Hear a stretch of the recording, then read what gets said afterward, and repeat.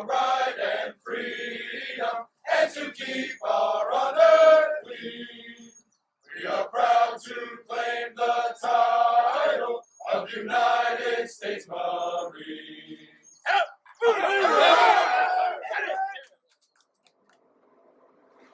Hello, today on Vet Talk we have Fernando Tirado running for 78th District. Thank you for coming here today. Thank you. Can you give us a brief history of where you grew up and how you started your political candidacy?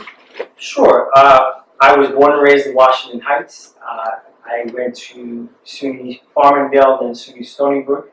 I then came to the city's Department of Health, worked there for 13 years. I also worked as the district manager for Community Board 7, which covers Fordham Road, Bedford Park, Kingsbridge Heights, and Norwood. And I was there for about almost 5 years. I did another year and a half out in Long Island with a nonprofit doing disaster recovery and economic development. And then I came back to the Bronx. I now work at Lincoln College at the Small Business Development Center. And in discussions with a number of people in my community, I was encouraged to run.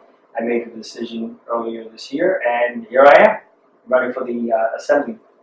Now, the 78th District, what does that cover exactly?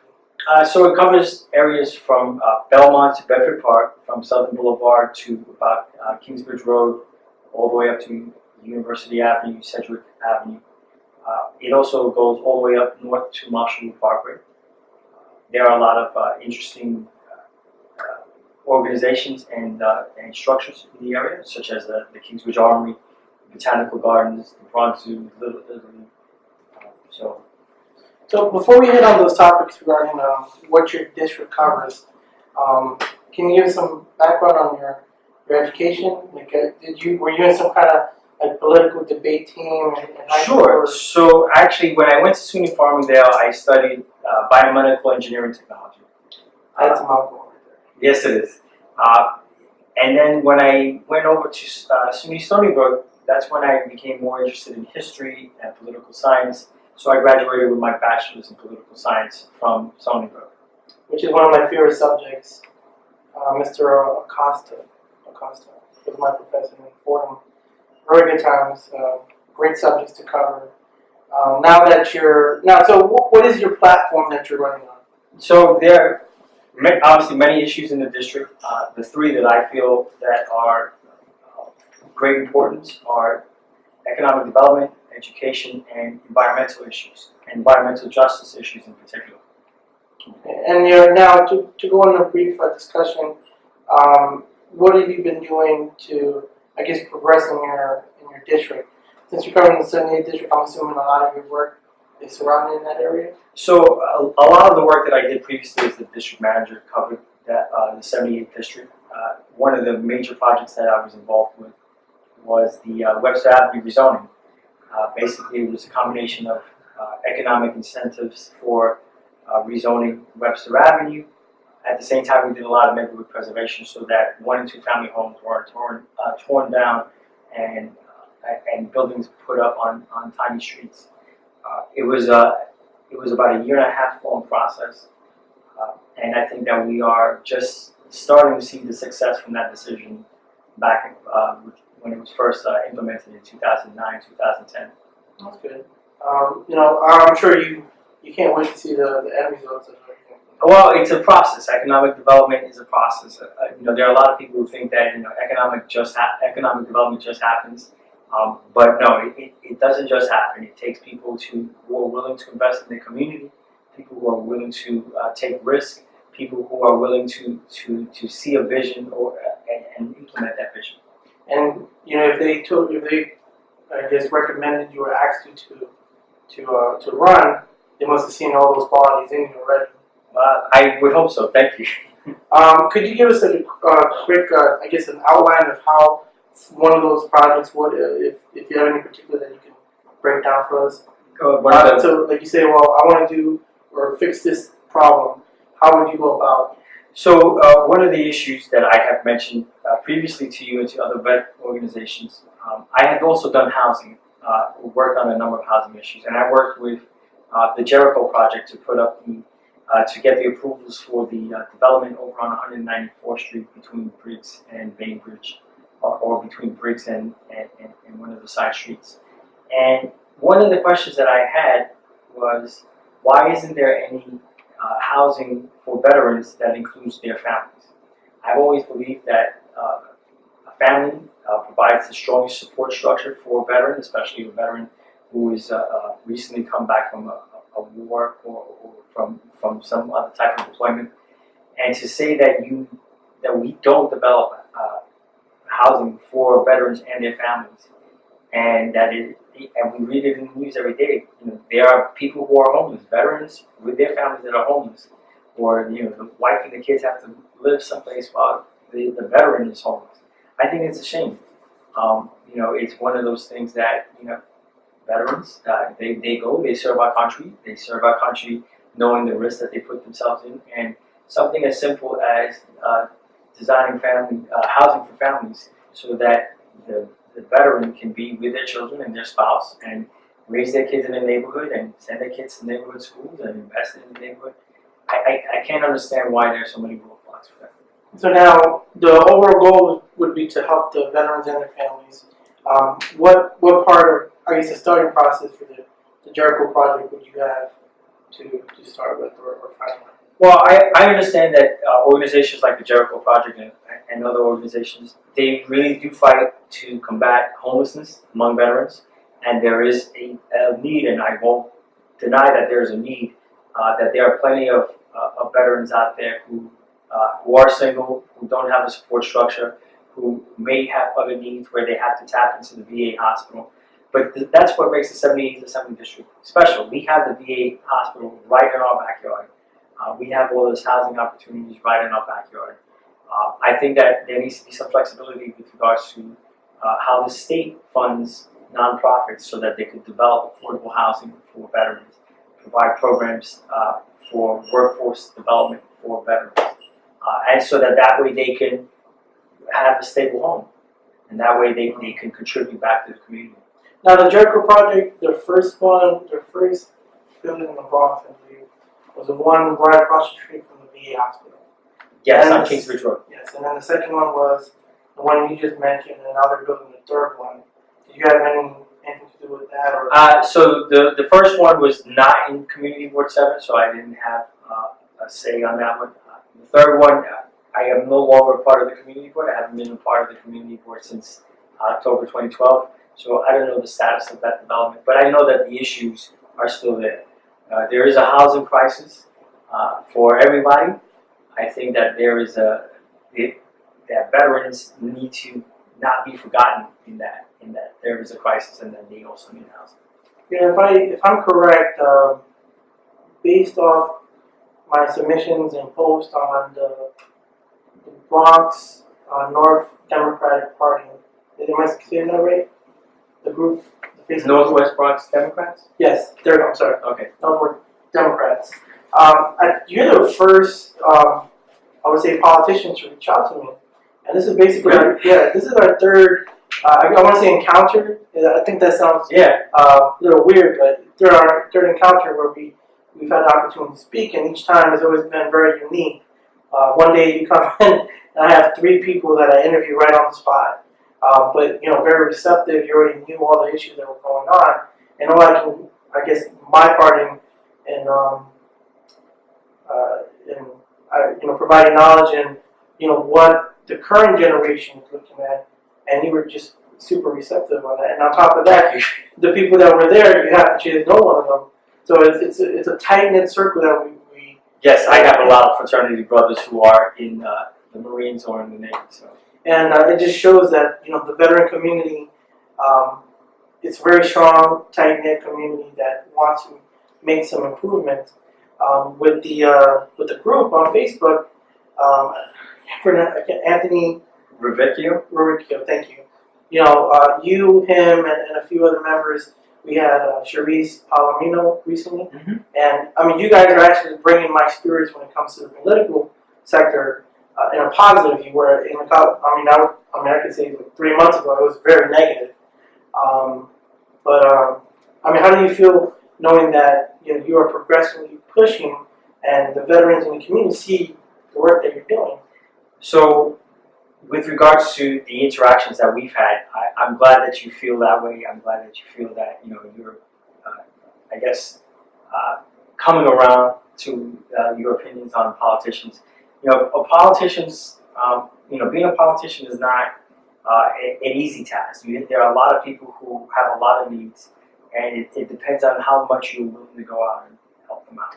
Now, with regards to outreach to veterans, this is not anything new for me. I have worked with the Bronx Vet Center. There was a good friend of mine, Sergeant Major Gonzalo Santiago, who passed away a few years ago, but I worked with him on trying to get point veterans in the right direction for either job placement or workforce development, or even how to start their own business. I've had experiences with the VA hospital with my own father, who was a Vietnam veteran. And so, I work with them, and I work with other people who are at the VA hospital, and I can say that I have had a positive relationship with them, and I think that more needs to be done, honestly.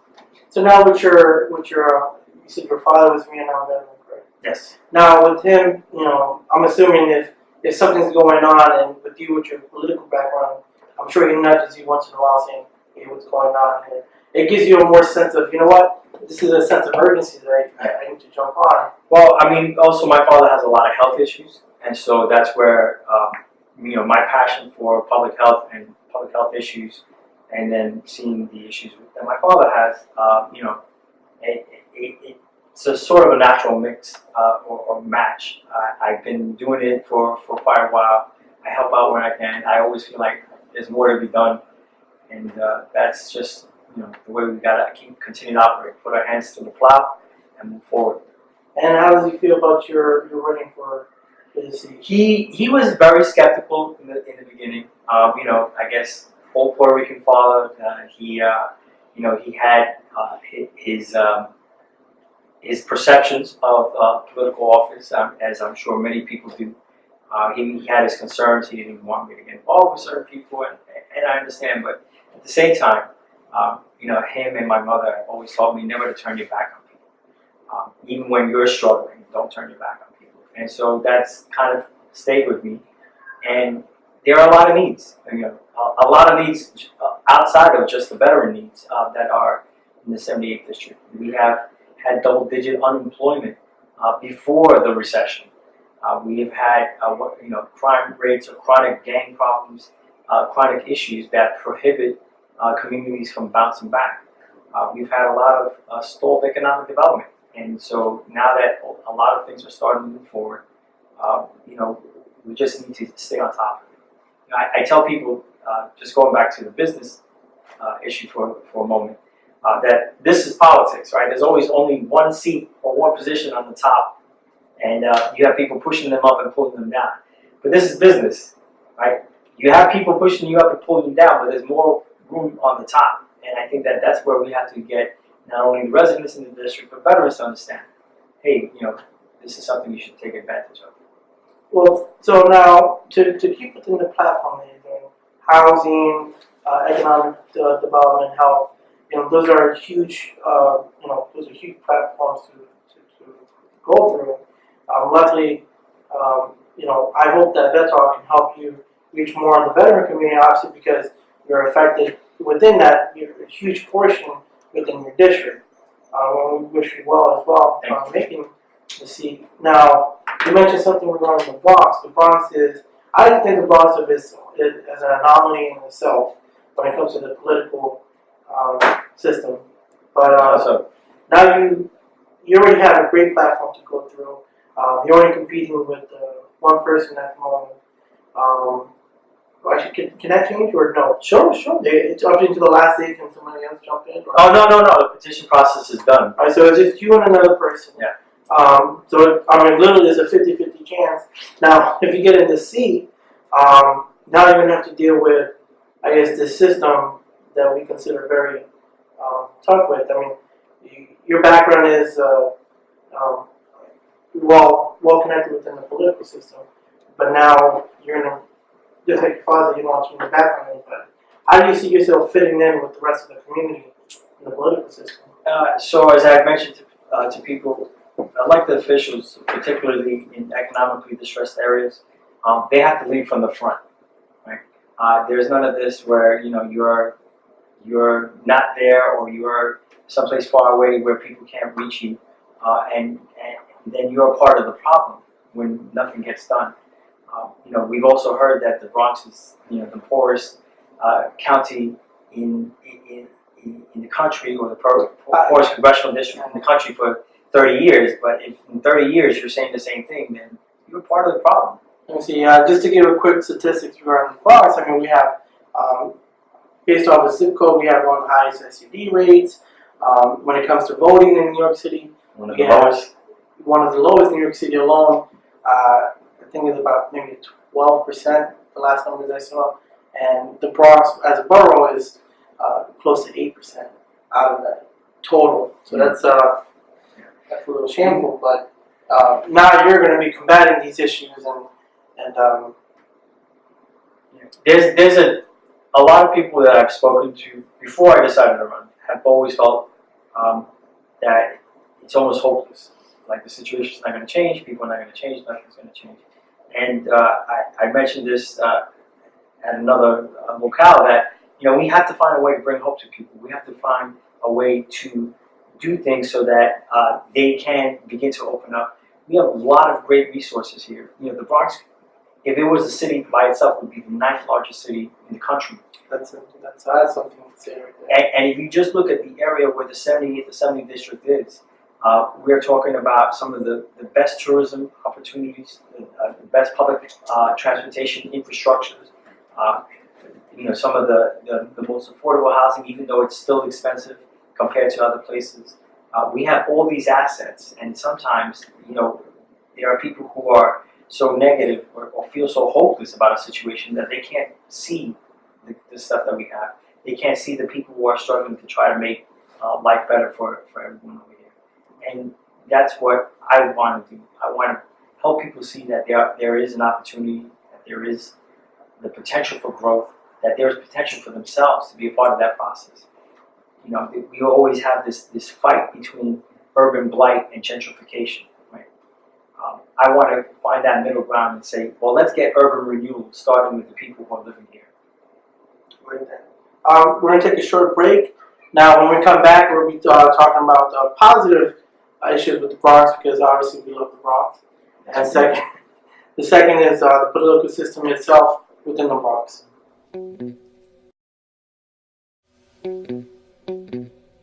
My name is Gonzalo Duran. I was in the United States Marine Corps for 8 years. In 2008, I was deployed to Iraq, and I lived next to the burn pits out there. Unfortunately, at that time, I wasn't aware that it was affecting my lungs. Well, with the burn pits, they weren't being properly regulated, and so they were burning anything and everything you can imagine. I lived in a shack maybe less than a mile away from the burn pit. So while they were burning, the dust, debris, etc. would come surround us, but it's not like you can pick up and move. With that issue, for me, it messed up my lungs, and unfortunately I have a lot of skin issues as well. Fashion as Hearts is very unique. Now with fashion, it's bringing veterans with artistic and their backgrounds and putting them in a different atmosphere for many, and giving them the opportunity that they would not come in contact with. Originally, I wanted my colors to be military or my branch, but to keep it more to the professional and simple look, I chose more of a black or grayscale outline. The shape of the insoles look just like a lung, so the inside will be the design of the lung. Then keeping with the phrase and the design of professional yet subtle with the motto. The outside is very basic. There's boss that represents a skyline, and then the bottom and inside have the different representations.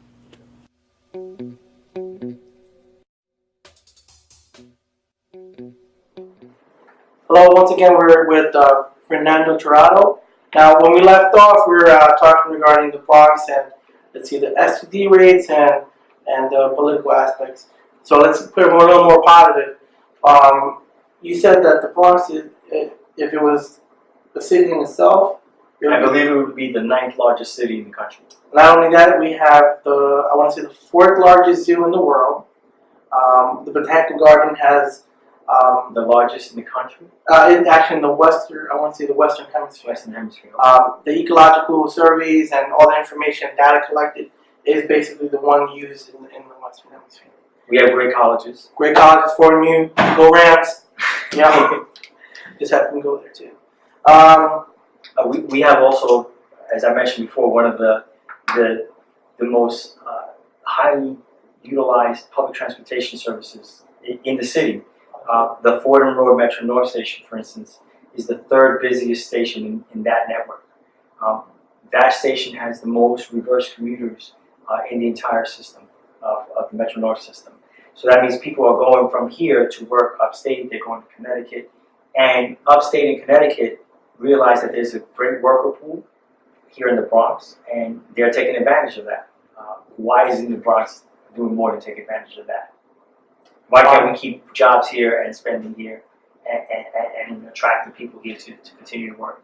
Well, one of the reasons, or that we can speculate, is the political system that we're facing right now, which you're about to jump in, and I'm sure you're going to bring your new people, your new anger, your new agendas to combat this.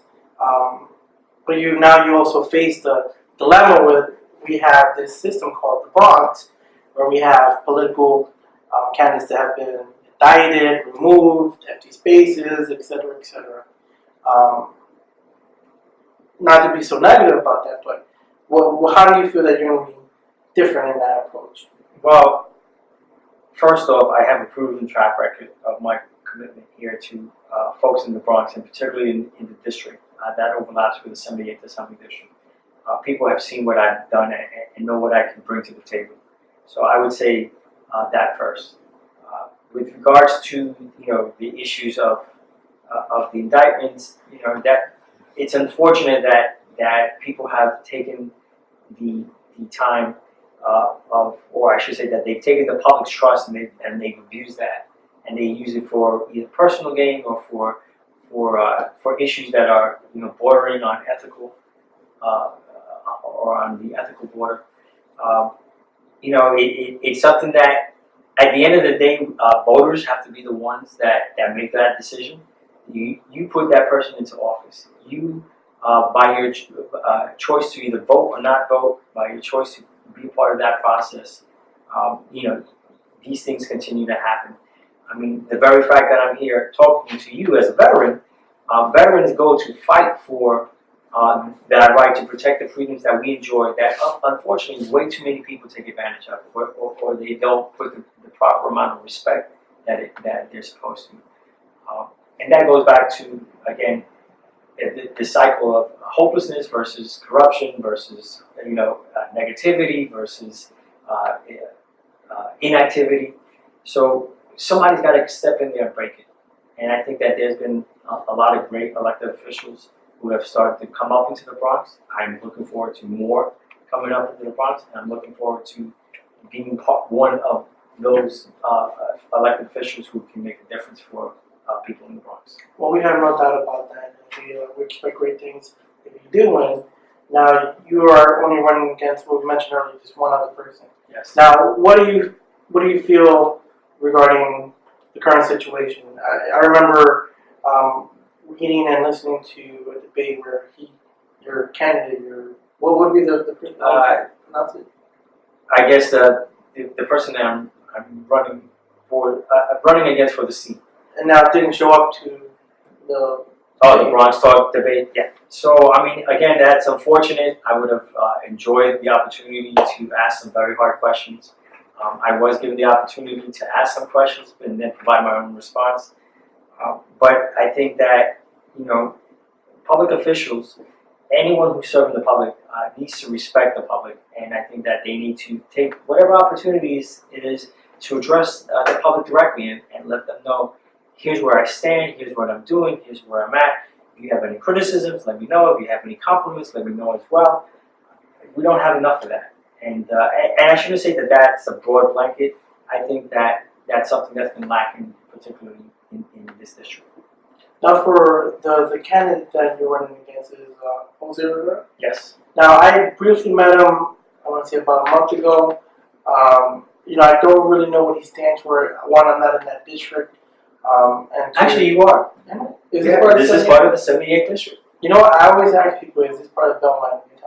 Well, it's not necessarily part of the neighborhood of Belmont, but it is part of the district. You're like literally at the very border of it. You know what? Then that calls for me to take action on stuff right there. Yeah. And the people you serve, like literally right across the street, there in the district. A large portion of the people that we serve, as Devil Dog Incorporated, happens to be the veterans with all, up into the Cambridge area down here, all over New York City. So, I like that point broken down.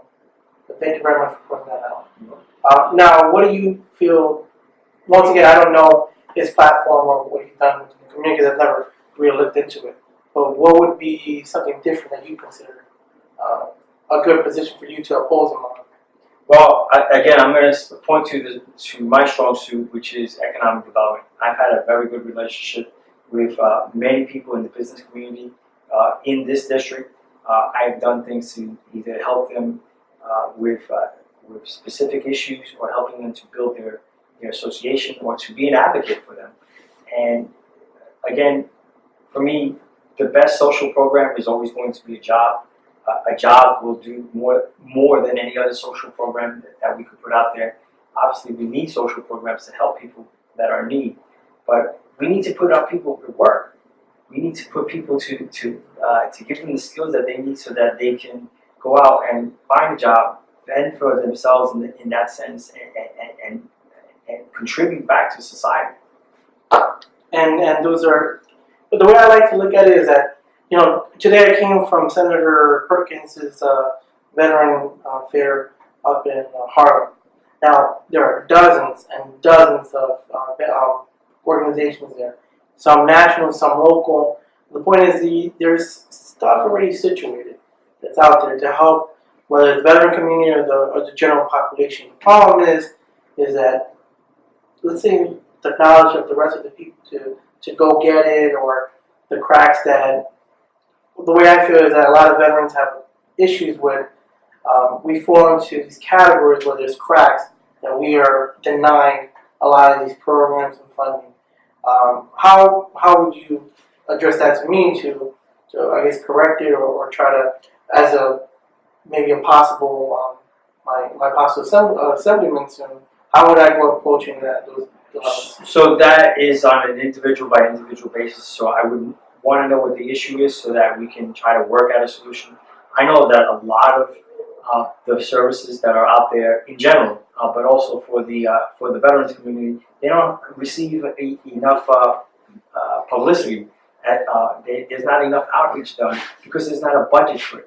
And so doing things so that people can take more advantage of these programs so that people can have the resources to develop and to grow as a person and grow in their community, that needs to change. Again, going back to core needs, if people don't have their core needs met, right, a job, a house, a support structure, then they can't really do much more after that. And we have to try to help people where they can on an individual level. So now the big stuff are done. Now let's try to take care of the little things so we can get them action taken for each individual huge problem. So we're going to take a short break, and when we return, we'll try to find out more information on how we can help you with your outcome.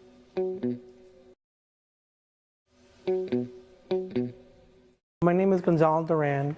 I was in the United States Marine Corps for 8 years. In 2008, I was deployed to Iraq, and I lived next to the burn pits out there. Unfortunately, at that time, I wasn't aware that it was affecting my lungs. Well, with the burn pits, they weren't being properly regulated, and so they were burning anything and everything you can imagine. I lived in a shack, maybe less than a mile away from the burn pit. So while they were burning, the dust, debris, etc., would come surround us, but it's not like you can pick up and move. With that issue, for me, it messed up my lungs, and unfortunately, I have a lot of skin issues as well. Fashion Has Hearts is very unique. Now, with fashion, it's bringing, veterans with artistic and their backgrounds and putting them in a different atmosphere for many, and giving them the opportunity that they would not come in contact with. Originally, I wanted my colors to be military or my branch, but to keep it more to the professional and simple look, I chose more of a black or grayscale outline. The shape of the insoles look just like a lung, so the inside will be the design of the lung. Then keeping with the phrase and the design of professional yet subtle with the motto. The outside is very basic. There's boss that represents a skyline, and then the bottom and inside have the different representations.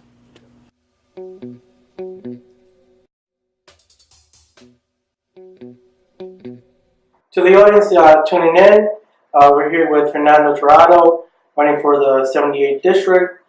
So far we've gone over your background in the political sector and then what you've done within the community, why you're running, and a large portion of it is for the veteran community.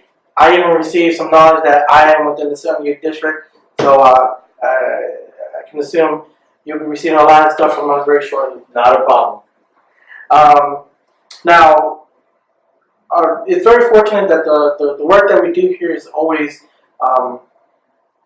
something's coming up, let's do it, let's knock it out, and we'll be happy to start sending you some of the information, whether you want or not. Sure.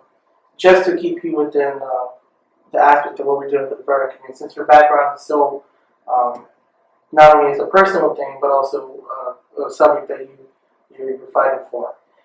Is there any way, where would the viewers get information from you if they wanted to contact you, vote for you, Sure. etc.? So I'm primarily on Facebook. It's facebook.com/votetirado2014. They could also go to votetirado.com, which will take them to a fundraising page. And my email, votetirado@gmail.com. And any local events coming up? So we do have a number of local events. I have my fundraiser actually here in Belmont tomorrow, Thursday, from 7 to 9 at the Bronx Beer Hall. Two young gentlemen that I know for a while operate that beer hall. They're great entrepreneurs. They're a great example of what the next generation can do for the Bronx. There is the Committee of 100 Democrats. They have their annual barbecue on East 204th Street between Marshall Loop Parkway and the Grand Concourse. So it's always a great barbecue, free food, free entertainment. So I would invite people to come out to that as well. And there are a number of other events. Actually, you have another one here in Belmont on Arthur Avenue I believe on the 7th, which is a Sunday. They have a major festival going on here. So I plan to be at all of these. In addition, what I have been doing to meet the constituents and meet people and let people know who I am and what I'm doing, I've been having these various meet and greets throughout the district. I've been meeting people at diners, at coffee shops, at delis. We take out funds for coffee. We treat everyone with some coffee and discussion. And I've had some very good feedback on that.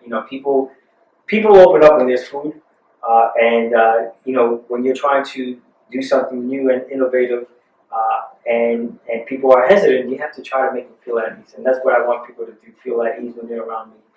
So that we can talk issues the same way that you and I are talking issues right now. I'm actually pretty scared of you. What? Just joking. You're very hard to talk to. Oh, really? It's a very difficult conversation that we're having. But in all seriousness, there are plenty of opportunities where we could go around the community. I am not afraid to go out to any community and talk to people and enjoy a cup of coffee with them. Well, in my capacity, um, I've made this offer not only to the Facebook group that we're both with, and I'll be happy to do it on video as well. Between today and the day for the election, or any day after that, if you want to do anything for yourself, for the veteran community, I'll be happy to have my face open. Let's find a coffee maker and let's just talk. So be it. And then if that's all for how people can reach you, I want to thank you for coming. And My pleasure. Fernando Tirado, Assemblyman for District 78, coming up. I also want to point out that there are 3 other candidates who are running with me. Muhammad John for State Committeeman, Ricky Martinez for Male District Leader, and Rosa Velasquez for Female District Leader. So we are running together as a team, and I hope that everyone can come out and support us all so that we can move the Bronx forward. Thank you for coming. To the shores of Tripoli, we fight our country's battles in the air, on land and sea. First to fight for right and free.